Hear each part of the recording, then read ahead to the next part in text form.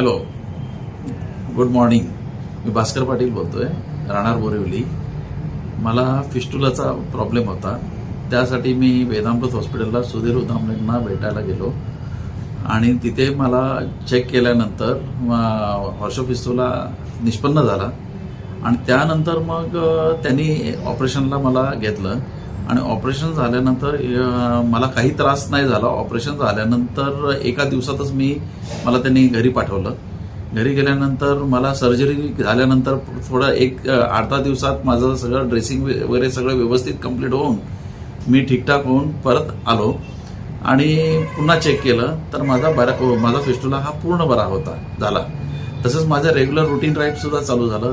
तर माझा आलेला हा अनुभव एवढा चांगला झाला की त्यामुळे मी माझ्या कमीत कमी 4 ते 5 मित्रांना इथे पाठवलं आणि सांगण्याचं एक विशेष वाटतं की 5 लोकांना 100% रिकव्हरी झाली आणि आता सध्या ते आनंदी आहेत आणि त्यांना फार चांगलं वाटतं. जसं माझा आहे विषय, मला जसा अनुभव आला तसंच या हॉस्पिटलमध्ये मी आज आलो होतो.